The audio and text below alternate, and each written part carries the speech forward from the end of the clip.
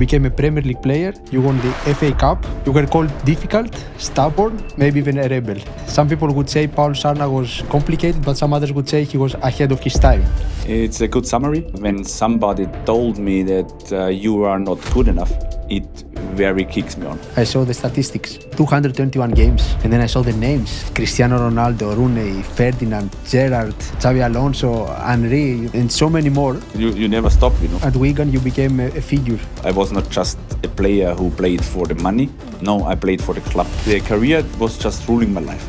So everything what I did was just based for getting better and make the next steps. Hardest moment was once you stopped. You were not ready for that, I guess. Now when I look back, maybe I killed off my best time. How much character can football really tolerate? Nowadays, none. Of course, you can be a character, but you need to perform.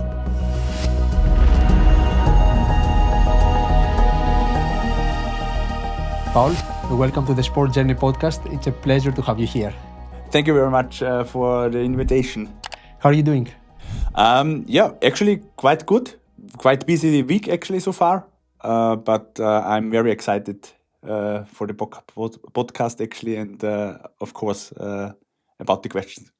I'm looking forward to your answers. You are one of the few Austrian football players whose career is not only remembered through matches, goals or trophies, but also through character. You played in Austria, Norway, England and Germany. You became a Premier League player. You won the FA Cup with Wigan. You were loved by fans, but also questioned by systems. You were called difficult, stubborn, maybe even a rebel. And some people would say Paul Scharner was complicated, but some others would say he was ahead of his time. So today, what I would like really to understand is how much character can a football career really tolerate? That was the main question in my book, yes? Yes, absolutely. Thank you very much for all the things I've done so far, actually, or in my active career. It's a good summary, actually. And that's the question. I'm stubborn, I'm an ego, or I'm just, I've been maybe ahead of the time, at my time, actually, because I was totally focused on how can I be more successful. And everything you did was about becoming more successful. Yes, that was my only reason, actually, and also my only focus in my career, getting better. Would you change something, or do you regret that you were so much the way you were?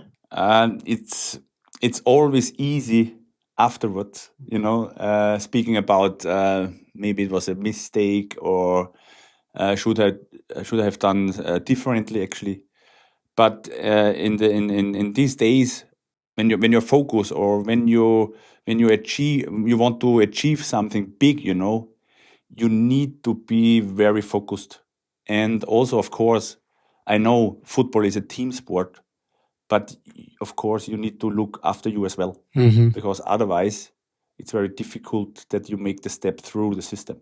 It's also very difficult to survive the system. Yes, definitely. Of course, nowadays, I think it changed quite a lot, but 30 years ago, when I was young or younger, yes, actually, it was hard if you are not a proper man, actually. So when people only know the headlines, the national team conflict, Joachim Löw, Marcel Koller, what are they missing about you as a person? You need to ask my wife, to be honest. So if you know my wife now, If she was sitting here, yes. How would she describe you? A lovely family man. Actually, of course, it's actually known that I have 5 beautiful children at home. Now, grown-ups, 3 of them grown-ups, just 2 small ones. But I'm actually a very lovely human, actually. And sometimes, or quite often, in the public, it didn't like that, actually. So take me back in time. You grew up in Burgstal, in Lower Austria.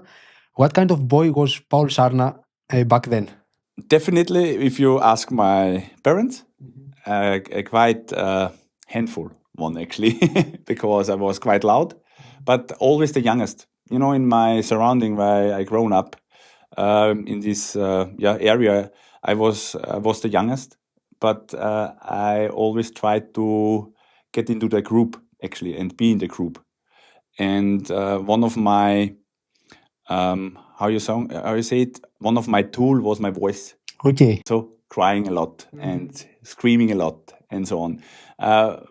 My mother always says we always knew that Paul is okay because we could hear him. You know, and that was actually my let's say it was my strength to actually survive in the group. Yes. So was football something that gave you the sense of belonging? No, actually not. It was just because I enjoyed the sport, actually the movement. I was very Active. Actually. I played everything, or I did every sport actually, from tennis, badminton, table tennis, football, and so on, skiing. So I was as a very, very active child actually. And for me, when I become 7 actually, then I got the invitation from the local team to join the club first time actually. So when was it then you realized that you are going to become professional football player? Not at that time actually. It was a bit too early, but 4 years later, when I became 11, I was quite focused and I talked about it. Okay. I became a footballer. So because there is a nice quote that they say, once you see it in your mind, you can hold it in your hand. Yes. So was it something like this for you? Yes. Back then? One of my school colleagues' mom actually, she always tell me when we meet each other actually, there is a yearbook, you know, and everybody wrote in the yearbook what is your beloved job actually and work in the future. And I always wrote, first footballer, and secondly so how you say it, a driving teacher. Okay. Because Really? my grandpa, driving school. my grandpa was a driving teacher. Okay, really? So that was my. So the first one you did it, the second one. Yes. That's true. So you are so many players develop mental strength only later in their professional career. With you, it feels like you started very early with mental training, personality, and your development in general. Where did that come from? From my mother, because nobody could help her. Okay. So he was looking on different ways, you know, and also on autogenes training. Okay. You know, so succession training. Yes. Actually, and I learned from that age on, and it was 12. When I was 12 or 11, actually, I started listening to tapes actually to strengthen my mental. Okay, and that's how you started looking for your own mental coach. Yes, that was when I actually described for me, hey, in future time, I can imagine I need a person who supporting me and myself and my way in a certain mental way actually. And how did that work look like? Because he was like you found him, and then he was assisting you for your whole career. Yes, but it's actually from there, from 11, it was quite a long way then to find him. It was another 9 years. Oh wow! So so I made myself the way through the mental training actually. On your own, by listening tapes, by reading probably. Yes. Okay. And the tape actually, to be honest, when I'm looking back, that was actually the foundation for my mental strength. So I guess back then, because I know the process is long, finding yourself. Some people they never do actually. In your case, how was it the process? It was not a day one that you started working on yourself and you saw the results. It was a long process. Yes. And I guess people were making fun of you because you were ahead of your time. Nowadays we see everybody has his own mental training. Back then probably you were one of the few. Yes. Because of my family situation, you know, I grew in a more or less very responsible situation, you know. And that was actually the key for my further steps or my future in football. That when somebody told me that you are not good enough, it very kicks me on. Yes. And not off the pitch. On the pitch, yes. Mhm. Tell me more often that I'm not good enough. I show you. I show you definitely. So that was the mentality you had already. Yes. That helped you actually. Yes. Great. So later on, your first professional steps you did in Austria, Vienna. Yes. What did you learn there about the football business that nobody taught you or had prepared you for that? Actually, my uncle was the chairman of the local team, actually Burgstall, and I was with him quite often a week. Okay. I traveled to the games and so on, and that's why I learned not just on the pitch. I learned also off the pitch what they are talking about and so on and so on. And he helped me first actually when it became or when I became interesting player for Austria Vienna, because until let's say 18 I was just an average player. Yes. And they say let's do a loan deal, with the small team, and let's have a look. Né? But then of a certain Austria Vienna saw, okay, it's maybe a good player we should sign. And when it became to the first negotiations, I was absolutely sure about myself and my situation, that when I got the first offer, I said, is that your offer?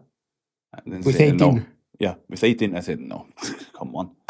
I know what I'm working for, and what I did until now, that's not enough. And how did the club take it? It became, they took it to the next level, Okay. So the academy head was the first, it was Ralf Moore. Yes. Now at Admira. Wacker, and I said, no, sorry for that. Then Kretschmer came in. So that was the assistant of Friedel Concilia. Friedel Concilia was sporting director these days, actually. And the second was the same, The second said, yeah, it's okay, it's double now, but by far not enough. Sorry. Do you know what I already invested? I moved home. I went to Hollerbrunn. I went into internet, and make the school and so on and so on. So I invested hundreds of hours, to get to this stage, You can't be honest actually that I should sign this contract, That's how it was. Yeah. Crazy. There was the well-known moment with Joachim Löw when you refused to come on in a position where you did not see yourself. Yeah. When you look back today, would you do the same situation differently? Yeah, you need to see the picture a bit bigger, Yes. Of course, I said no to Joachim Löw, but what's the history behind it, Or what's the story behind it? Because until this situation, I played 8 different positions Within the club?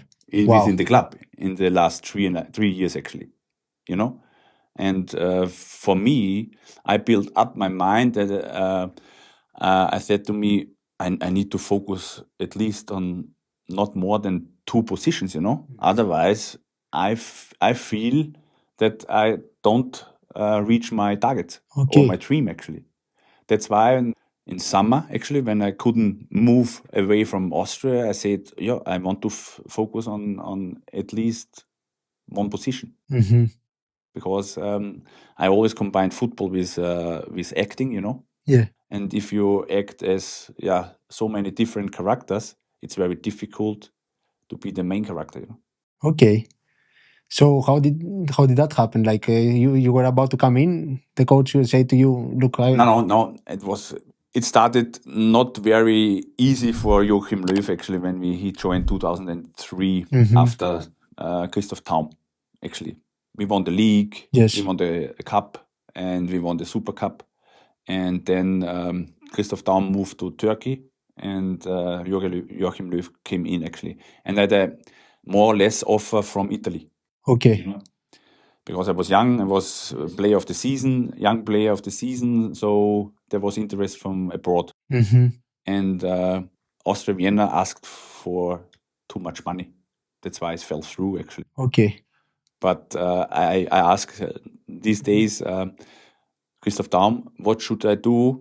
How should I talk to Austria Vienna that they release me, And he he told me, yeah, go to Jogi Löw and say you want to leave, And the first, really, we met first, Jogi Löw. Hi, I'm Jogi. Yeah, I'm Paul. I want to leave. Really? So I was always very straightforward, Yeah. I was no small talk. Yeah. How are you? I want to leave. How That was a did he big take shock it? for Jogi Löw, of course. Absolutely. Yeah. And then it was a beginning of the season. Yeah? I was on the contract at Austria Vienna, and until the 31st of August, it was difficult because it was transfer window, and there was no sureness actually. Will I stay or not? And that's why I didn't play. But after that, I played me into the first 11 again. So I was first 11 player, and my position was right back. So the season before under Daum I played right back, and very successfully actually. And I was also national team player already, and so on and so on. But from Jogi Löw then thought, okay, he can play right back. He also could play right midfielder. But the main problem as Austria Vienna, and we were the main team these days, the opponents, they always had they played from the back, also deep. So they were waiting that They were waiting, yeah, and that was not my game, I needed space where I could run through and so on. That's why I was right back much better for me, Yes. And after the international games against Marseille and against Dortmund, and after Dortmund actually, it was the UEFA Cup qualification. We lost 1-0 at home. Next day I went in Jogi Löw's office and said, Jogi, sorry, but the position is not my position. I can't help the team at this position. So get me out of the team, but give me the chance.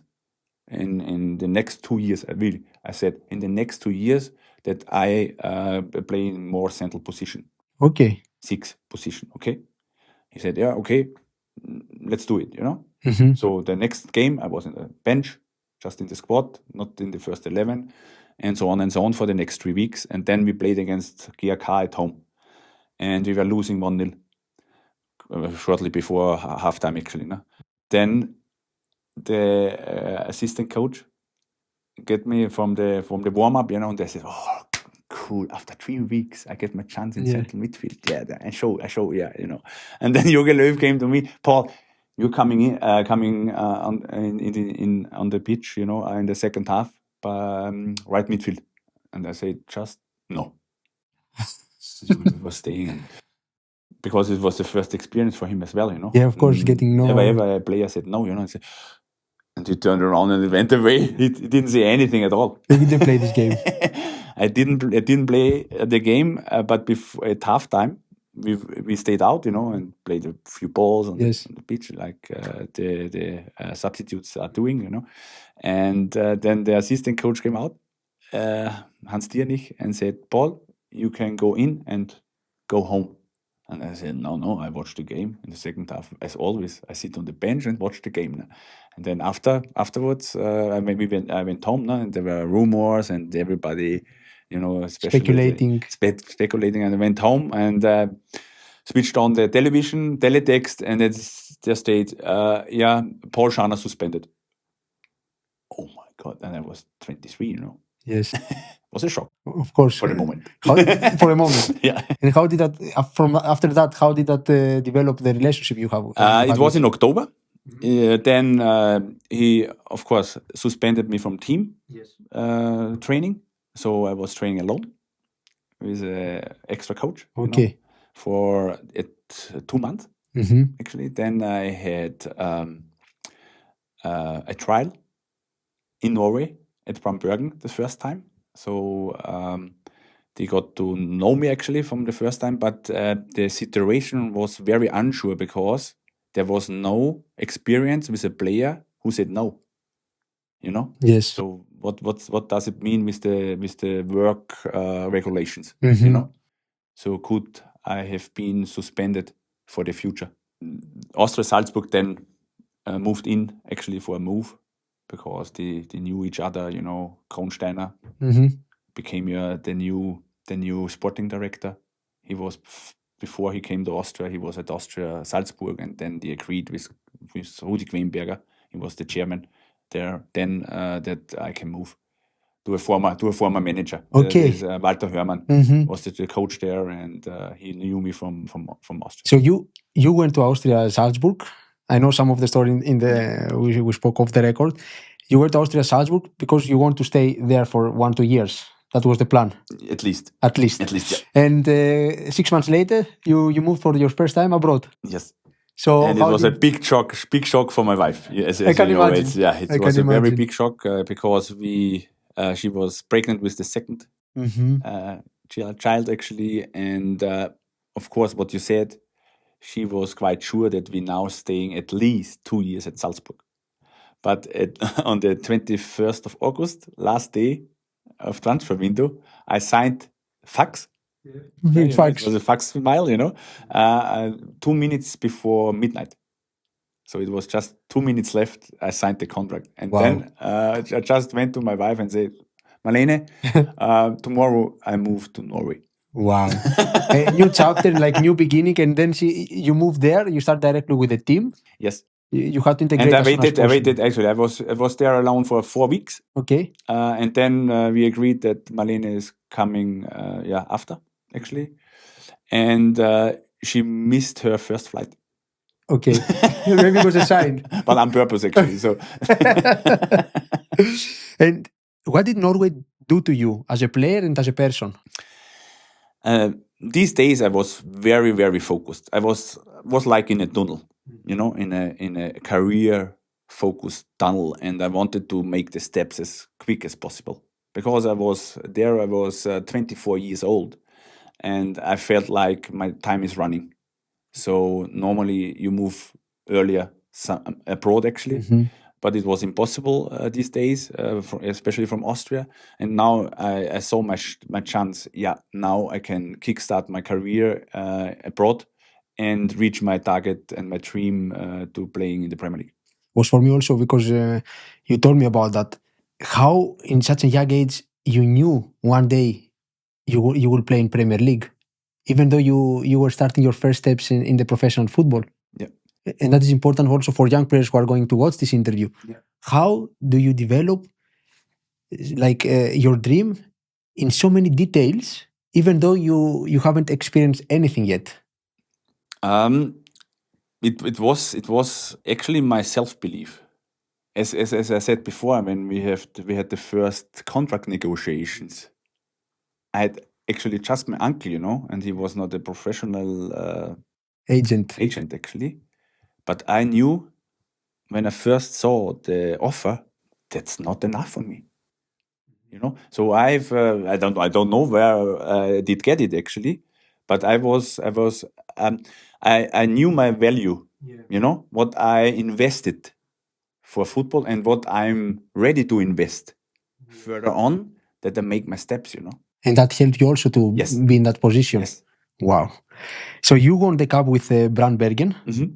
What was the difference there compared to Austria in the way you were treated, maybe, and also the fans, the dressing room? Yes, of course.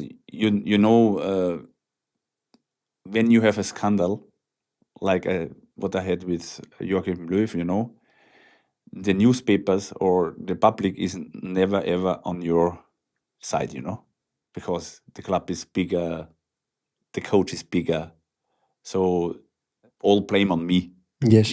And of course it was then a very difficult situation in Austria that I got how you say it, the roof, the reputation. Reputation, the reputation. Oh, very difficult player. But it was never ever my intention. It was just the intention. What I said before. I want to be as successful as possible in my way. And sometimes it's of course difficult in a team sport. Sometimes you need to pay a price, maybe. Yes. And that was for me no problem, I never ever thought about the consequences when I say no. Okay. When I said no, it doesn't matter, because I was sure for me, the career is going on. Okay. The career definitely continues, because I do enough. I do enough to be successful. So Norway play was like because you want to go to the Premier League. Yes. So you saw Norway as the opportunity. And of course, Austrian football was not on the radar of any scout in England. They didn't even know that we play football. To be honest, we were a skiing nation for them. Yeah. So that's why I also built it up a picture for me, what I need to do to get there. I had, when I played for Austria, I had a trial at Nottingham Forest. It was my first trial actually in England. Okay. And the main problem was they were there in the championship. The coach say, yeah, of course you are quite a good player, but I need a star player. But there's no star player in Austria, This is the biggest star you can get. So then I went back again, and You didn't see it as a failure. No, absolutely. It's also important to see that, because people can give up the dream of going to the Premier League one day because they didn't make it to the first trial. Yeah. No, that was never in my mind, to be honest. And it also, when I signed for Brann Bergen, I was just, visualizing, oh, nice, there is one step nearer to the Premier League, physical game, tough league. Yes. And of course, what I knew before, always on the radar at the English scouts, So there were many players from the Scandinavian football in the Premier League or in the Championship, And then the dream came true. Yes. One more sentence to Brann Bergen. They saw me as a business case. Okay. So they bought me from Austria Salzburg, and the coach these days were Monsiver Melde. He was a former player at Austria Vienna. So he spoke German and good English actually. And the clubs bought me, and they supported me 100% that they can sell me in the next 2 years. How they did that? How did they support you? I played every time, and they tried everything that I perform as good as possible. So I guess they help you also off the pitch. Yes. Which is very important for a player who comes from another country. Yes. So they did all of this, and then actually they were right. It just took 15 months, And the funny thing was, I had a 3 years contract. And it was after 15 months. Yes. The first 2 Premier League clubs came in, And I remember it was in December 2005. I flew to Wigan Athletic for the negotiations, And my players agent thought they all had all fixed just for signing now. And then I started to ask. Okay. I want this. Really? Yeah. So what kind of things were you asking? More money and a car and so on and so on, And the former CEO, Brenda Spencer, she always said, I need to call Dave Whelan. Dave Whelan, the chairman, who's deciding all the contracts, he's on holiday in Barbados. I need to call him, And she always called and called and called. And after the 5th call, the sporting director, Bill Green, jumped up and said, f*** off. we sent him home. He got everything, and now we need to stop. And Brendan Spencer said, hey, come on, Bill, sit down. I called Dave again, and so on. And I got everything, Really? So what was the second club? Because you said you were 2 clubs. Birmingham City. Birmingham City. And why did you decide Wigan? Because was it the interesting more?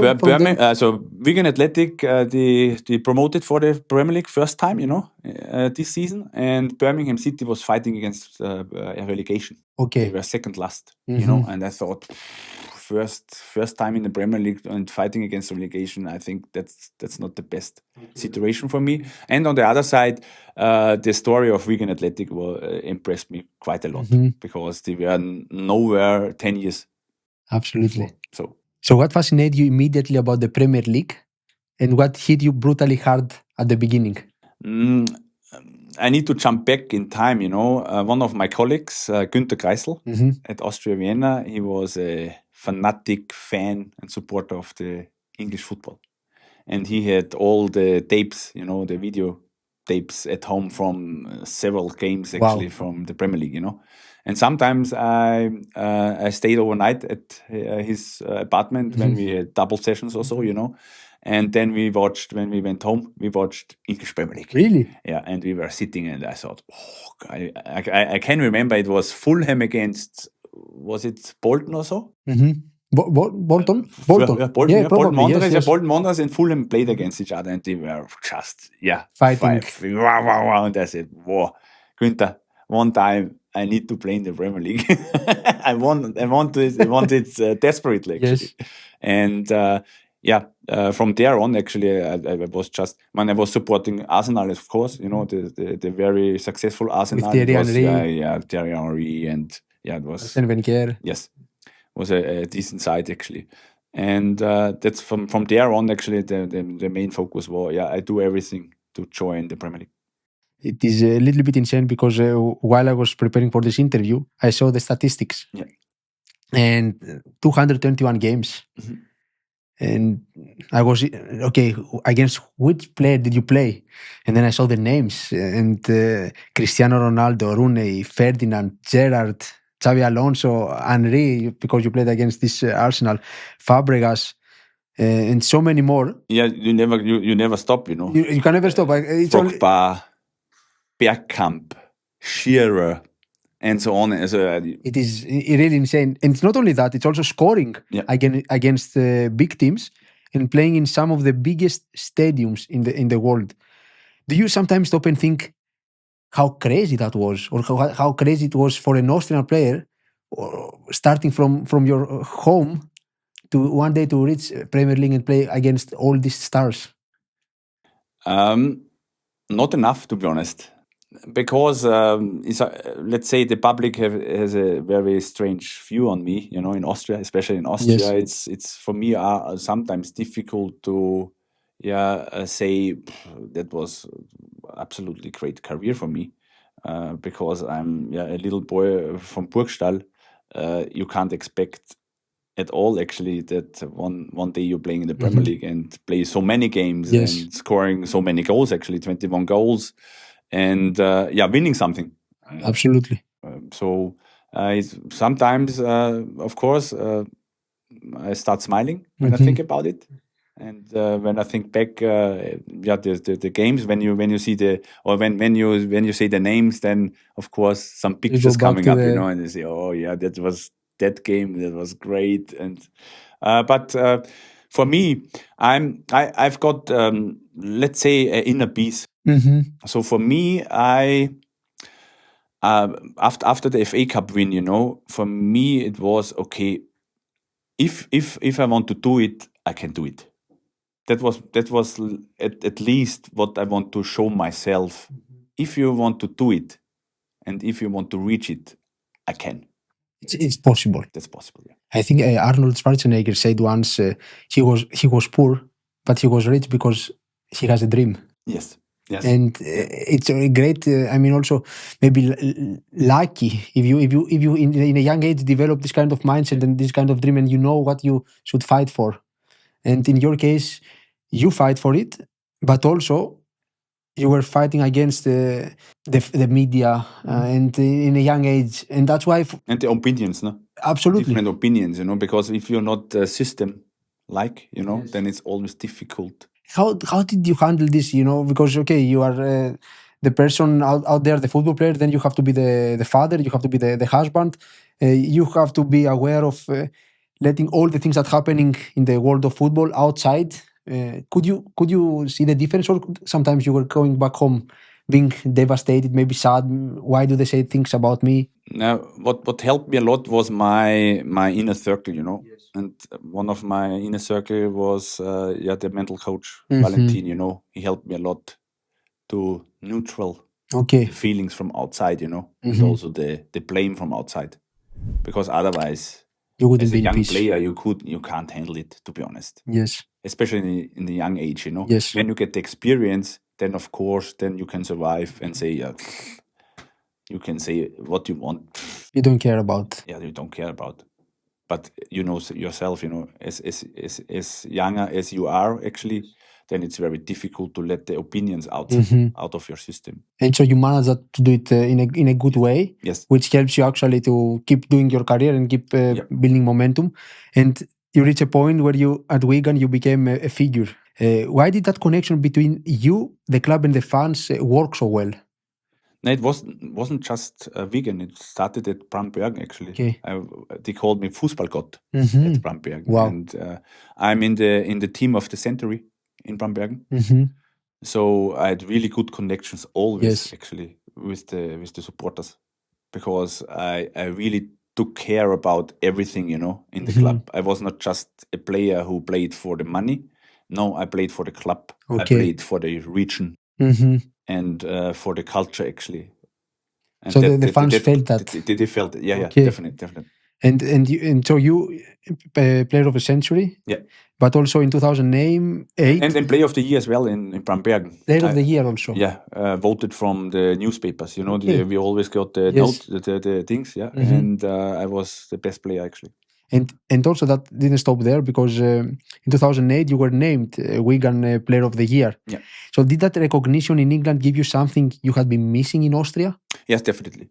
But on the other side, of course, I can't blame for certain, because, as I said, if you don't do what the system asks, then it's always difficult. The main problem is now, is it possible to change? This opinion. Is it? Difficult. It's difficult. And you were involved in many relegation battles. Yeah. In the Premier League. Yeah, many. I wouldn't say many. It was just one real battle. This was in the second year. Okay. So we played in the last game about staying in the Premier League or getting relegated. The other years, of course, we played against relegation, but not as desperately as in the second year. Tell me a little bit about it, because there was one game that it was everything, a lot of money. Was that game? Yeah. It was against Sheffield United in the season 2006-2007. Yes. In this season, it was a funny season, actually. It was my first full season. I scored my first 2 goals in that game. It was against Everton away. We drew 2-2. And I got my first serious injury in beginning of December. So I went out for 3 months, or actually expected for 5 months, but because I had a cartilage damage, and it said at least 5 months. After 3 months, I was ready to come back, and I talked to my former coach or manager, Paul Scharner, and said, "Paul, I'm ready for the next game, And he said, "What do you say?" The physio said it takes another 4 weeks, actually. No? I said, no, I'm ready. No? And this week before the game, he trained me off the pitch really, really hard, and I was dead, actually, after this week, but everything fine. Knee was perfect. And then I had a conversation with him before they traveled to Fulham. It was Fulham away. He said, "Paul, you're not in the team, but you need to come in on Saturday and Sunday to train." And I said, "F off, Paul. Sorry, f off, Paul. I'm dead. I gave everything for this week. The only thing what I'm doing is massage." That's it. But then we had national break. Yes. International break, So after these 2 weeks, then I was back on the team. Actually, it was Manchester City away. And we needed points, we got enough points that we had at the final, actually, the last game against Sheffield United. And it was these days actually about 80 million. 80 million. Yeah. Tell me about the pressure you feel like as a player. None. No, for me, none. I was just focused. We needed to win. And the manager, Paul Scharner, also knew after the second last game we played against Middlesbrough, we lost 1-0 through a double kicked free kick from Downing. I played center back this game. I had Mark Viduka, Mark Viduka in the pocket. no problem. So this was the first time Paul Jewell said after the game to me, Paul, Great game. Great game, you know. And it's also about the goal difference, you know, was very vital in the game, Yes. for the last game, actually, you know. And then for the game, we prepared the week before, just finishing, you know, finishing, and every exercise, every day. Normally we have once a week finishing exercise, you know.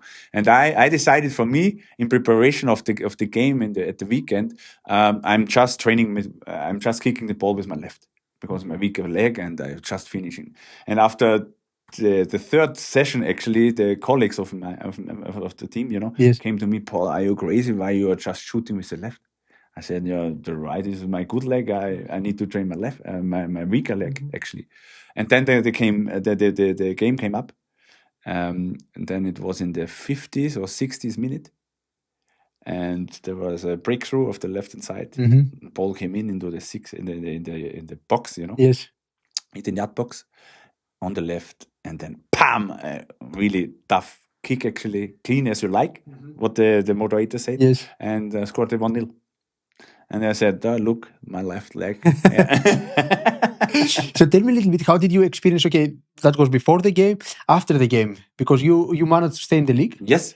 And I was disappointed. Why? Do you know? Because I don't want to fight against relegation. I want to win trophies. Okay. You know, everybody was celebrating, and if you look on the picture, also I'm really strange in my thinking, actually. On the picture, on the celebrating picture in the dressing room, I'm not on the picture. Okay. Because why should I celebrate? We're just holding the league, you know. That's not a success for me. I want to win trophies, not just surviving. Wow. Yeah, that's crazy. Yeah, if you realize. So in this thinking, I'm totally crazy. You know? But on the other side, there are some people out there who are winners. Yeah. And they just want to win more. Also, it was the season, also the half year before, when the season before, when I had my half season. Yes. We reached the finals in the League Cup, you know, against Manchester United, and we lost 4-0.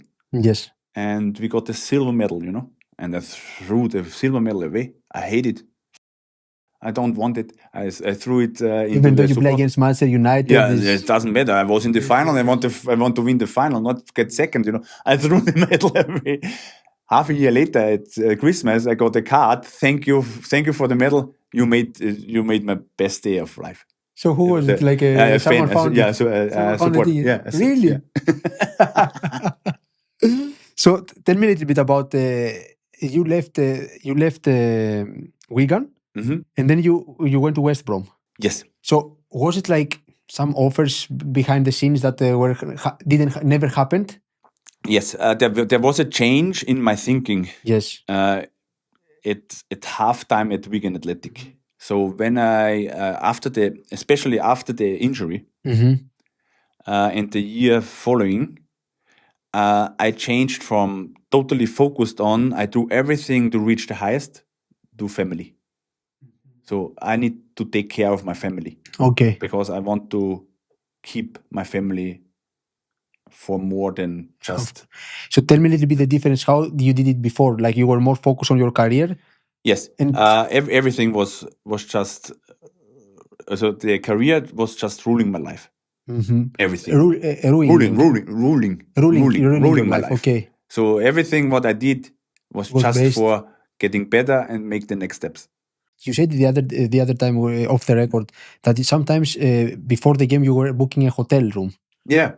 So I had my own apartment in Manchester for staying there for my own and not get distracted from my family. And that's for me. I see the extra mile you did in your case, just to, or the price you paid, the price you paid to get in this level. Yeah.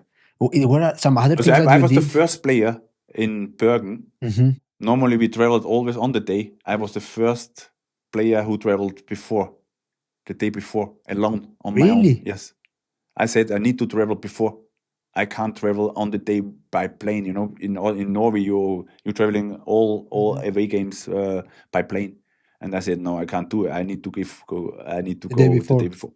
And the club was supporting me. So what were other things that you did in order to get this to get into this level? Yeah, of course, the time what I spent on the training center actually, because as you know, normally average time for a player is maximum 3 hours. No, I spent 6-7 hours in the training center. Training center. I came there preparing for the training, then do the training. After the training, doing something extra in the fitness and so on and so on. So I went there from 8 till 3 or 4 o'clock, and then I didn't went home. I went in my apartment. Okay. And doing the relaxation and the mental training. Wow, that is really Commitment. Totally commitment. Yes. And tell me something, because people are gonna watch the interview, are gonna say you were a Premier League player. They connected with a crazy lifestyle, with expensive cars, with not for me. clothes. Never. Never. I'm coming from Burgstall, you know. Okay. So I'm a grounded. So you never forgot where you started, actually. I'm a totally grounded person, actually. How did you experience from your colleagues, or how was it for you? Yeah, of course. It is a very luxury lifestyle in football, you know, especially cars. You know, I bought my first dream car when I reached 30. 30. For the 30th birthday, I said, okay, one time I want to drive a Porsche. Okay. Yeah. So you bought a Porsche. But before, just average cars, you know, because it was not a value for me what I need for my life, you know. Yes, but that's also very hard to do that when you have a certain income. Of course. And you definitely have all the surroundings that they say to you, yeah, go or buy that and buy that and do that. How did you experience the I assume that a lot of people were coming or were trying to come close to you because you were this player, the Premier League player. How did you manage to understand? Okay, this person is not here for the best intentions of mine, but because of he wants something out of me. So how did you deal with all of this noise that comes with football? Of course, you need to be careful, you know. Yes. So one of my biggest challenges in my life is I'm a very open-minded and open person in terms of getting someone. Yes. Okay. Very open. Okay. Because I always see the positive. Yes. In each human, and you know, not every human is nice. Absolutely. And that's of course was my challenge. And of course, I made my bad experience as well. What kind of experience? It's let's say on the financial side, you know. Okay, but investments. Investments, yes. Okay. Yeah, it is. I guess it is very important that players have this financial literacy. Yeah. And or take the time to literate themselves, because you say. Or on the other side, that would be a good theme actually on the education or in the online academy. How to do with financial. Yes, because it's a problem that you shouldn't learn it quite early. You know? It should be in school. Really. Yeah. It's another story. Yes. So then came West Brom. What was different there compared to Wigan, football-wise, personally, and maybe culturally? Yeah, on the other side, why West Brom? You know, West Brom was just got promoted to the Premier League. You know, and that was not the dream step for me to go from one surviving team to another surviving team. But that was my decision, what we said before, you know, or what we discussed before, that from that point on, when I got my focus off my total career, my total successful career, that I decided things that not suit to become or to get the next steps. Yes. You know, in the ladder. Let's say there were interests from Everton, but they tried to sign me as a centre back. But I didn't want to play centre back because it was too boring for me. Of course, it was my best position, but my character is. I really struggling. I always said I really struggling when I'm just a security at the back, you know. Yes. And get the goal closed, and that's it. No, I want. That's not my mind or not my thinking in football. You know, I want to get involved. Of course, I had my limitations technical wise, but on the other side, I was, let's say, I had many other strengths. You know, what are very interesting for offensive play actually. So that was definitely the case that the market in England didn't see me as a central midfielder. Okay. You know, when I decided 2007, to become the best center back, then there would have been a way. There were interest from Aston Villa, there were interest from Liverpool, there were interest from Manchester And you United. were not even to say, I would play for a big club. I can tell you one story. Steve Bruce was my coach from 2008 on, and we had contract extension negotiations, and we sit together. Valentin was with me as well. Steve Bruce was captain of Manchester United when he played football, and he was very strong with Alex Ferguson. He called him once a week. Okay. And when we sat together, and he asked me, Paul, what would you do when Manchester United calling me tomorrow and asking for you, and they want to sign you as a centre back? What would you say? And I said, no, I don't want to play centre back. And Steve Bruce started laughing. Oh my God, what crazy Austrian, actually. Manchester United. How you can avoid them? you stayed like... Well, yeah. Wow. I want to speak about your chapter in the Austrian national team. A dream came true, playing for national team and representing your own country. How did that experience was for you? And looking back now, do you have some regrets on the things that happened, or on the reactions you might had on certain situations? Yeah, of course. What I said before, it's always easy to look back, But what I said also before was I was just focused on success, And if not anybody thought like me, I would say it. Yes. And it doesn't matter how the consequences are. And that was my biggest challenge, actually, in the system, Yes. When I saw if we continue like this, we are not successful, then I say it. And if there is no change, then I stop it. Okay. Then it's not for me. So you didn't want to be part of something you didn't believe in? Yes. So what were the things that you saw back then, or in the national team, that was not aligned with your way of thinking? So first of all, the start was great, under Hans Krankl. If you look back, I made my debut in 2002 in April against Cameroon. And half a year before, I played in the second division. Wow. So it was quite a big step and a quick step.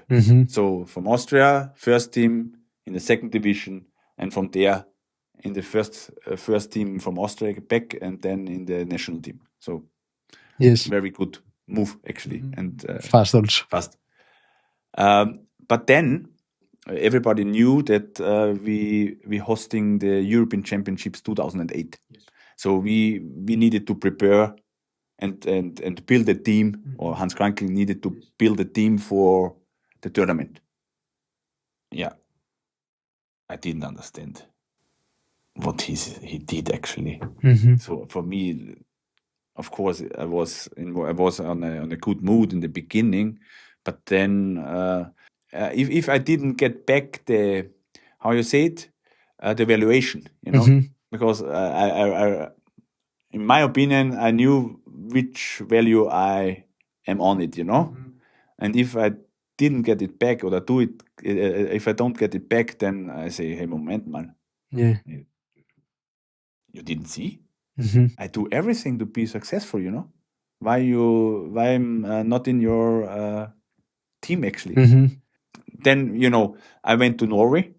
And if you look on some interviews, Hans Krankl say, Norway, why is he going to Norway? They are just skiers, So I don't invite Paul again because he's playing in Norway. They don't play football, I understand. And so on and so on, and of course, the history is known that he got sacked. I think 2 games before the qualification ended for the 2000. What was it? It was 2004 for the 2004 European Championship. Then Willi Ruttensteiner was the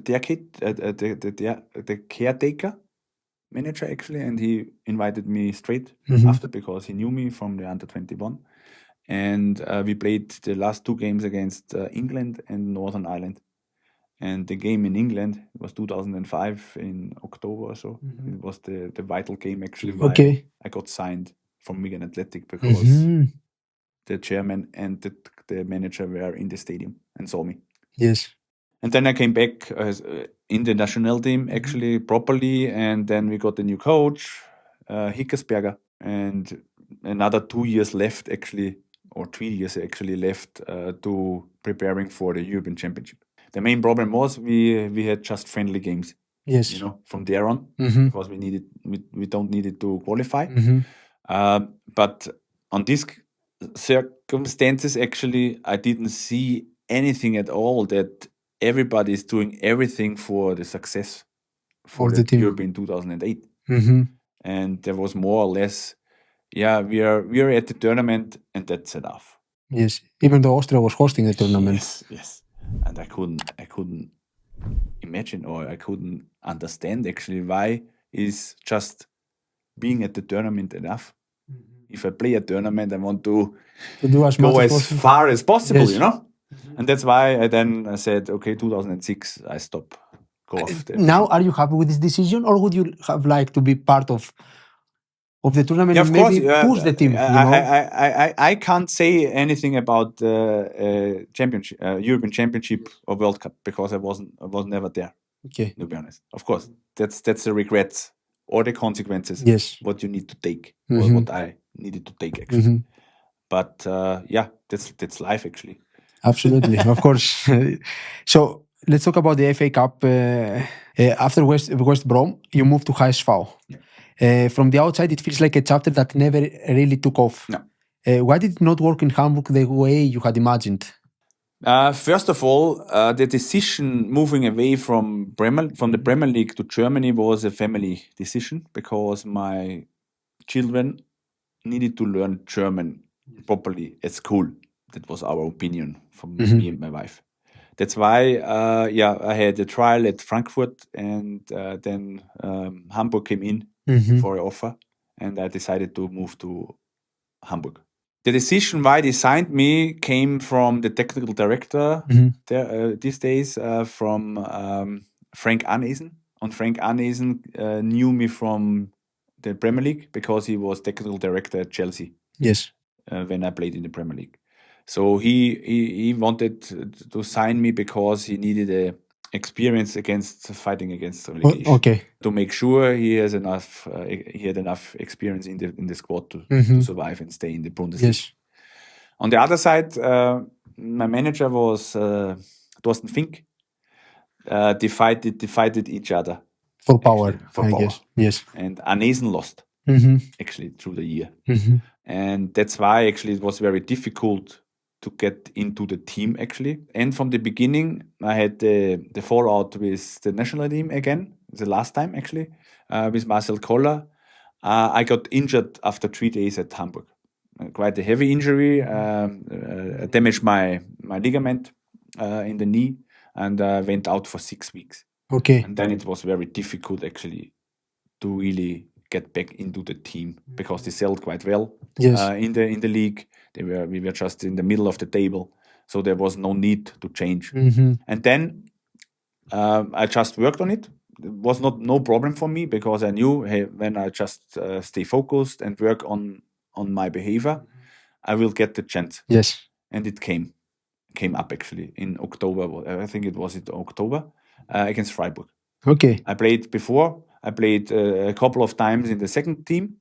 And also because I just was in the squad and was substitute, and when I just played 1 minute or nothing, I asked actually, can I play in the second team, because I want to the games on the competition actually, yeah.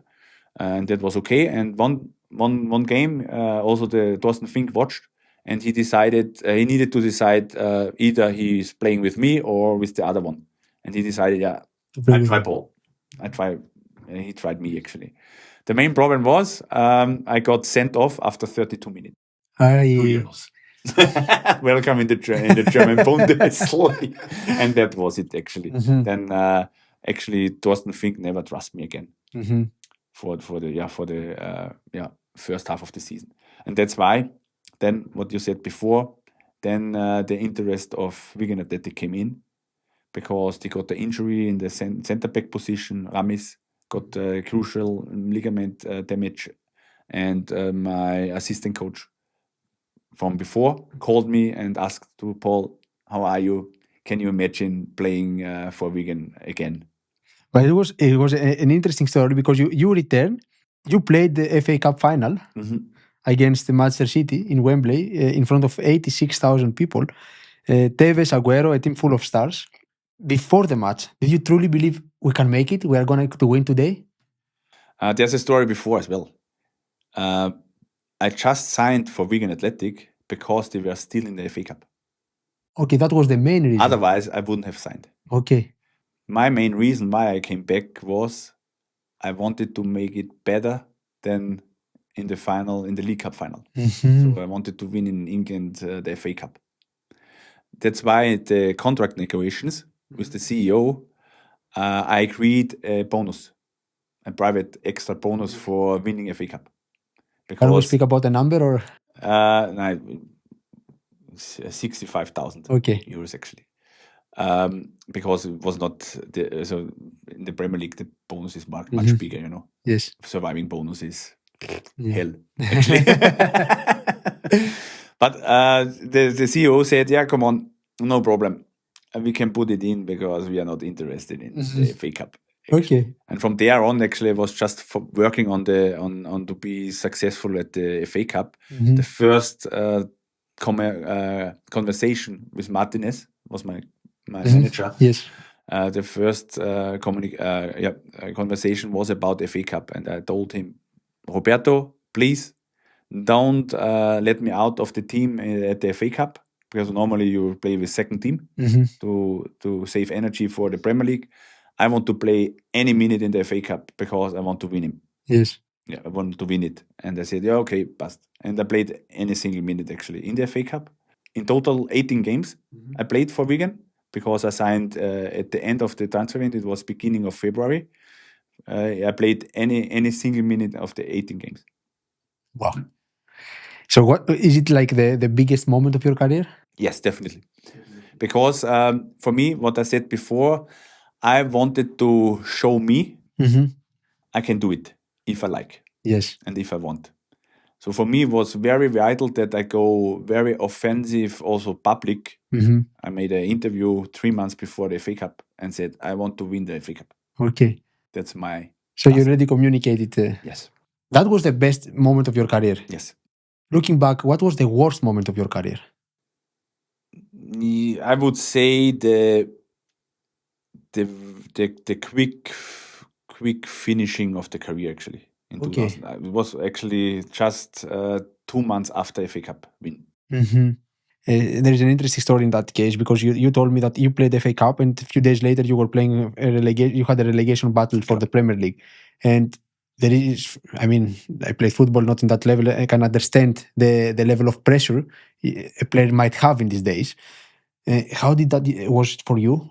No, it wasn't not the pressure because actually we lost the relegation battle, let's say 2 weeks before. We played against Swansea at home. We were leading 2-0 and we lost 3-2. Okay. And that was actually the deciding game for us. If we have won it, then there would be not a decision game against Arsenal. Yes. You know, you can't ask for a win against Arsenal away. You know, it's very difficult. On the other side, of course, it was a very sad situation that we couldn't celebrate the biggest success for the club because we needed to get ready for the next game on Tuesday. So you never celebrate actually? No, we didn't. And when the big celebration, imagine, was after the season, straight after the last game. We played Sunday against Aston Villa, and on Monday was the tour of honor at Wigan. So how can you celebrate that you won the FA Cup 2.5 weeks before? Yes. And you got relegated. So I couldn't imagine. So the funny thing, also that's a very crazy moment again from my side. You know, I flew home. I was not at the tour of honor, because I couldn't imagine that I was celebrating on the Tour of Honor and got relegated. Makes sense on one side. Yeah. On the other side, But on the other side, it's a shame, to be honest. Now, when I look back, oh come on, it is a Tour of Honor, 40,000 Wiganer were on the street, and were celebrating. Yes. But it was so difficult to combine in my head. Hey, of course we won the FA Cup, but we got relegated. Yes. Looking back, we are always wiser, but it's a reflection. Yeah. Something else I want to ask you, because you said the hardest moment was once you stopped. You were not ready for that, I guess, or what? Was it? It was effect actually, because I was so angry on HSV. Yes. On Hamburg and on the people there, how they handled this situation and behaved. It's a totally strange situation, actually. Actually, I was on a high, because I won the biggest trophy for me in my career, On the other side, we got relegated on the deepest, actually, because I didn't want to have a relegation on my CV. And on the other side, I wanted to be successful again at Hamburg, but I didn't got the chance to show off. Actually. Yes. And that's why I decided, in an effect circumstance that I stop. Okay. So on the other side, before I decided this, we had very deep negotiations or talks with my mental coach, Yes. And we spoke about it with my fitness level and how I looked after my body and everything, I can play another, let's say, 8 years. So actually, there was the focus actually on 40 to stop at 40, and not at 33. Because some players are getting into the best age. So now when I look back, maybe I killed off my best time. Okay. Even though you have already achieved so crazy things. But have you made peace? Yes. Which is the most important. The good thing in my thinking is when I deciding, then it's decided. Okay. So I don't blame anything. You have full control on your decision. So, your book is called Position Querdenken, wie viel Charakter verträgt eine Fußballkarriere? If you had to answer that question today, how much character can football really tolerate? Nowadays, none. It looks like. If you look on the characters now and also on the players, they behave like brother-in-laws. So how, because you spoke also about harmful dressing room rituals such as pastern. Yeah. In your book, what does something like that do to a young player who actually only wants to belong?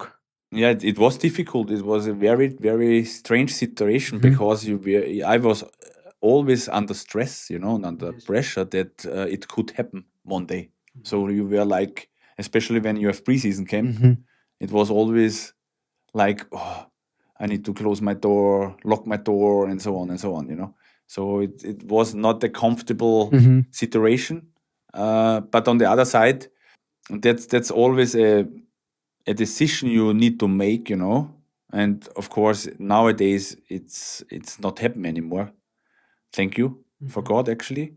But on the other side, you need to decide yourself: is you want to make a football career or not, Yes. And sometimes you need to go over the edge.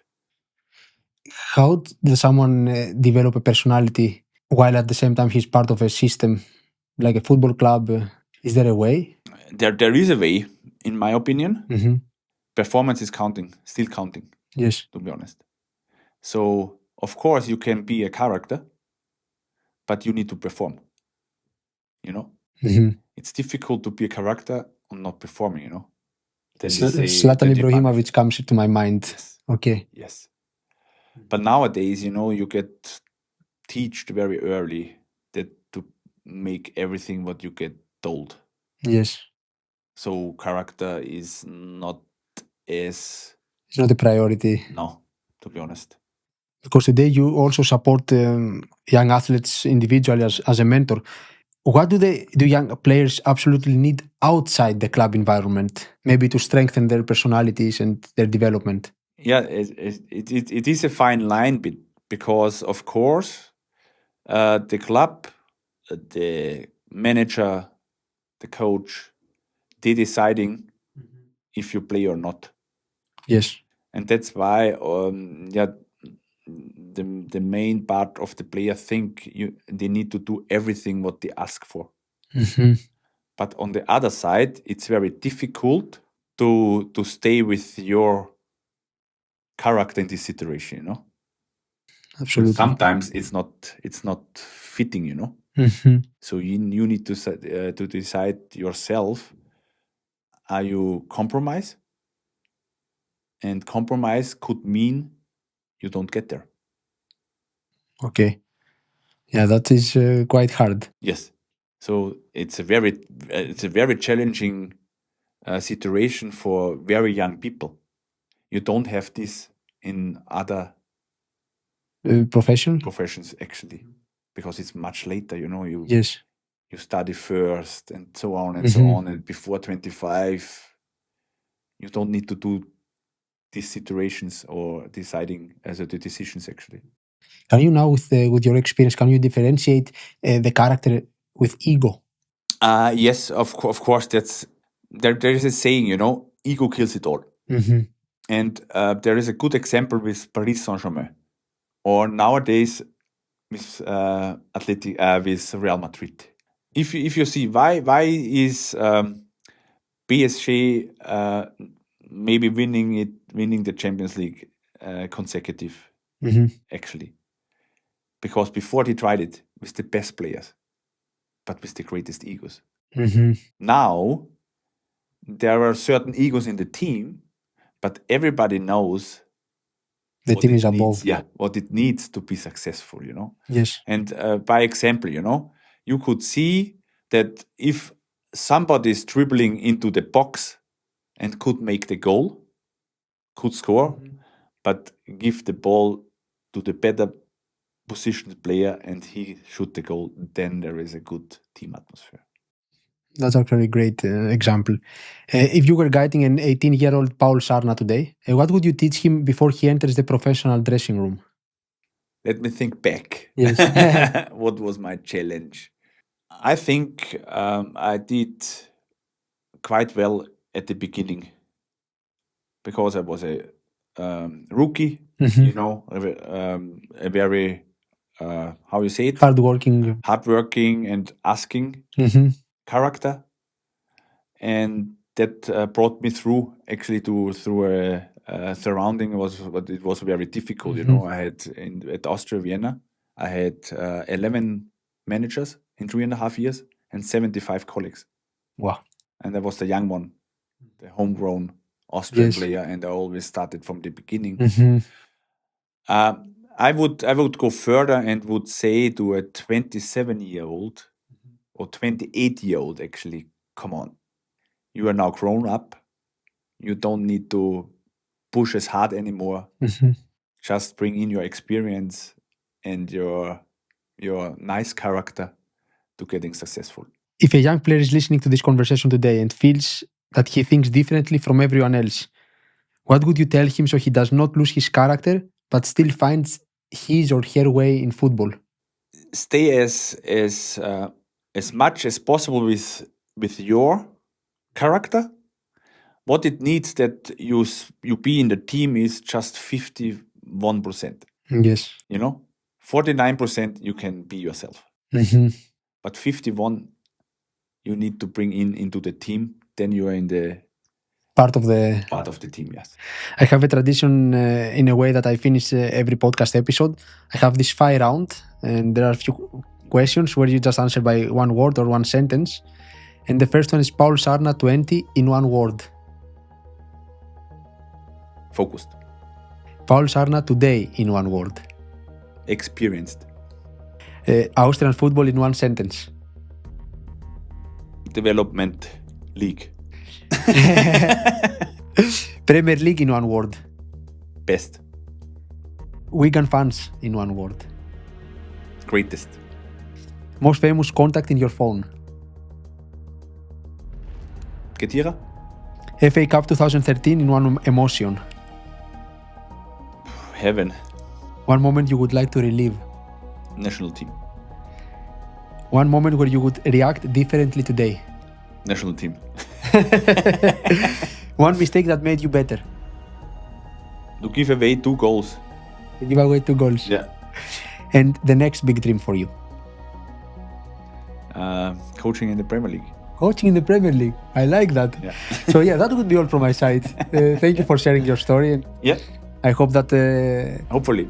it will be a lot of people who can take out of your story and learn for their own career. Yes. Thank you for sharing. You're welcome. Have a Thank good you. day. Thank you.